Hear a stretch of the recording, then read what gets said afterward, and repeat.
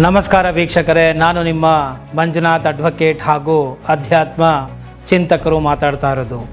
ಈ ಒಂದು ಮಂಜುನಾಥ್ ಅಡ್ವೊಕೇಟ್ ಎಂಬುವಂತಹ ಕಾನೂನಿನ ಚಾನಲನ್ನು ಮತ್ತೆ ಈಗ ನೂತನವಾಗಿ ಜನರಿಗೆ ನ್ಯಾಯ, ನೀತಿ, ಧರ್ಮ ಇವುಗಳ ಪರಿಚಯ ಮಾಡಬೇಕು ಅಂತ ಹೇಳಿ ಈ ಒಂದು ಅಂತರ್ಯಾಮಿ ಸ್ಪಿರಿಚುಯಲ್ ಎಂಬುವಂತಹ ಹೊಸ ಚಾನಲನ್ನು ಓಪನ್ ಮಾಡಿದ್ದೇನೆ.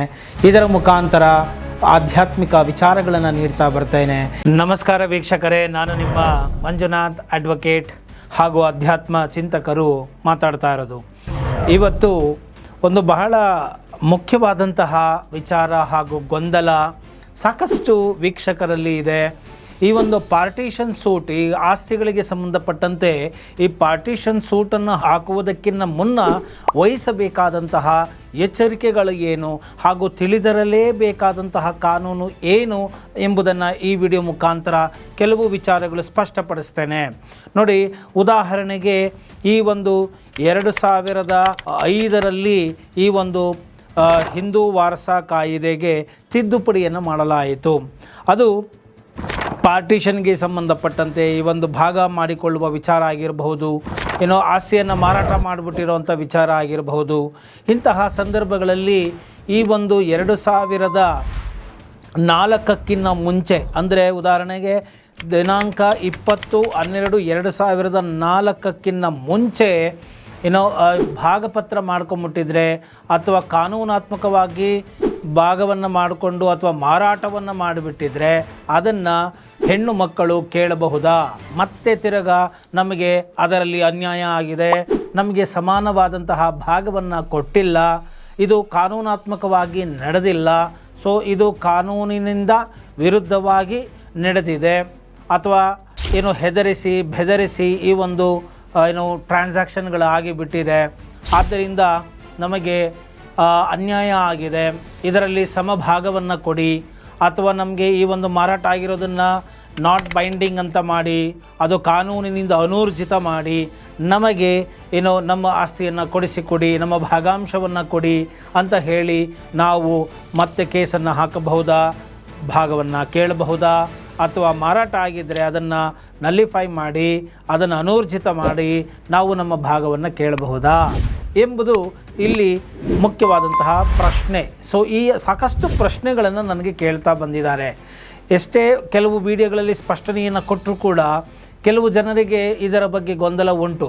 ಸುಪ್ರೀಂ ಕೋರ್ಟು ಹೇಳಿದೆ, ಹೆಣ್ಣು ಮಕ್ಕಳಿಗೆ ಅನುವಂಶೀಯವಾಗಿಯೇ ಆ ಒಂದು ಅಧಿಕಾರ ಬಂದ್ಬಿಡುತ್ತೆ, ಇನ್ಹೆರಿಟೆಡ್ ಆಗಿ ಬಂದ್ಬಿಡುತ್ತೆ, ಹೆಣ್ಣು ಮಕ್ಕಳಿಗೂ ಕೂಡ ಸಮಾನವಾದಂಥ ಹಕ್ಕನ್ನು ಕೊಡಲಾಗಿದೆ.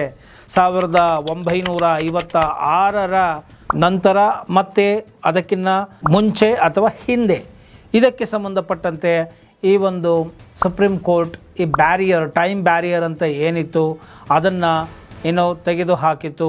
ಹೆಣ್ಣು ಮಕ್ಕಳಿಗೆ ಸಮಾನವಾದಂತಹ ಹಕ್ಕು ಇದೆ ಅಂತ ಹೇಳಿದೆ. ಆದರೆ ಅದರಲ್ಲಿ ಒಂದು ಕಂಡೀಷನ್ ಏನಿದೆ ಅಂತ ಹೇಳಿದ್ರೆ, ಈ ಒಂದು 20/12/2004ಕ್ಕಿಂತ ಮುಂಚೆಯೇ ಕಾನೂನುಬದ್ಧವಾಗಿ ಈ ಒಂದು ಭಾಗ ಆಗೋಗಿದ್ದರೆ ಅಥವಾ ಮಾರಾಟ ಆಗೋಗಿದ್ದರೆ ಆಗ ಅದನ್ನು ಪ್ರಶ್ನೆ ಮಾಡಲು ಬರುವುದಿಲ್ಲ. ಇದು ಸ್ಪಷ್ಟವಾಗಿ ತಿಳಿದುಕೊಳ್ಳಬೇಕಾದಂತಹ ವಿಚಾರ. ಅದನ್ನು ಬಿಟ್ಟು ಸುಮ್ಮನೆ ಯಾವಾಗಂದ್ರೆ ಆವಾಗ ಹಾಕ್ಕೊಂಡು ಕೂತ್ಕೊಳ್ಳೋದಲ್ಲ, ಕೇಸ್ಗಳನ್ನು ಸುಮ್ಮನೆ ಏನೋ ಒಂದು ಕೇಸ್ ಹಾಕ್ಕೊಂಡು ಡಿಸ್ಪ್ಯೂಟ್ ಮಾಡಿಕೊಂಡು ಕೂರೋದಲ್ಲ.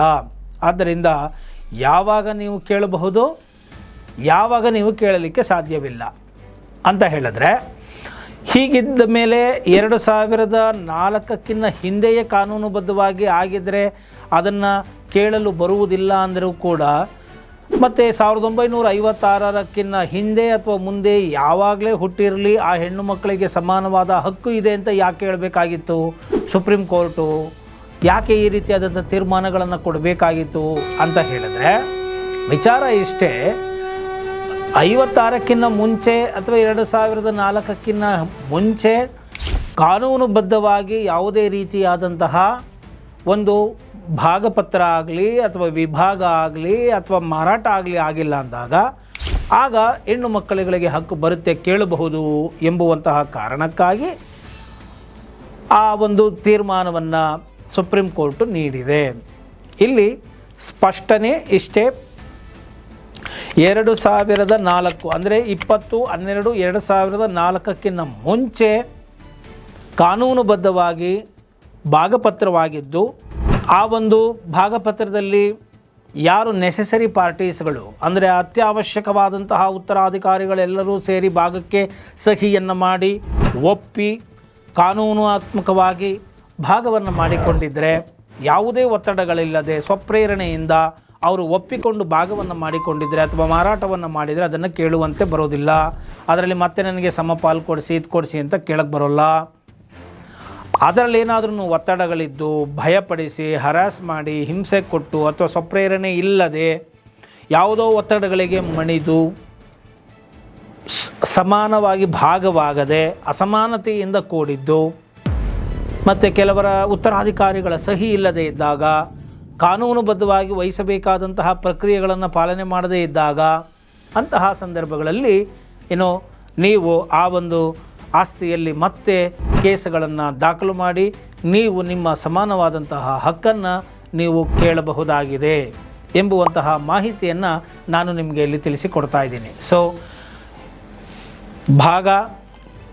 ಭಾಗಕ್ಕೆ ಸಂಬಂಧಪಟ್ಟಂತೆ ಮೊಕದ್ದಮೆಯನ್ನು ಹೂಡುವ ಮುನ್ನ ವಹಿಸಬೇಕಾದಂತಹ ಒಂದು ಎಚ್ಚರಿಕೆಯನ್ನು ಈ ವಿಡಿಯೋ ಮುಖಾಂತರ ತಿಳಿಸಿಕೊಟ್ಟಿದ್ದಾನೆ. 2004ಕ್ಕಿಂತ ಮುಂಚೆ ಆದಂತಹ ವ್ಯವಹಾರಗಳು ಏನಿದೆ, ಆ ವ್ಯವಹಾರ ಯಾವ ರೀತಿಯಾಗಿದೆ, ಅದಕ್ಕೆ ಸಂಬಂಧಪಟ್ಟಂತೆ ನೀವು ಯಾವಾಗ ಕೇಳಬಹುದು, ಯಾವಾಗ ಕೇಳಲಿಕ್ಕೆ ಬರೋಲ್ಲ ಎಂಬುವಂತಹ ಸ್ಪಷ್ಟನೆಯನ್ನು ಕೂಡ ಈ ವಿಡಿಯೋ ಮುಖಾಂತರ ನಿಮಗೆ ನೀಡಿದ್ದೇನೆ.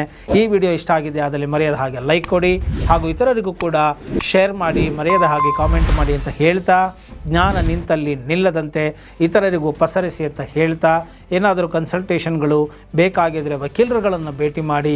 ನನ್ನಿಂದಲೇ ಸೇವೆ ಬೇಕಾಗಿದ್ದರೆ ಡಿಸ್ಕ್ರಿಪ್ಷನ್ ಬಾಕ್ಸಲ್ಲಿ ನಂಬರ್ ಇರುತ್ತೆ, ಸ್ಕ್ರಾಲಿಂಗಲ್ಲಿರುತ್ತೆ, ನೀವು ವೆಬ್ಸೈಟ್ಗೆ ಹೋಗಿ ಡೀಟೇಲ್ಸ್ ತೊಗೊಂಡು ಭೇಟಿ ಮಾಡ್ಬೋದು ಅಂತ ಹೇಳ್ತಾ ಇವತ್ತಿನ ಈ ಒಂದು ವಿಡಿಯೋವನ್ನು ಇಲ್ಲಿಗೆ ಮುಗಿಸ್ತಾ ಇದ್ದೀನಿ. ಜೈ ಹಿಂದ್, ಜೈ ಕರ್ನಾಟಕ ಮಾತೆ.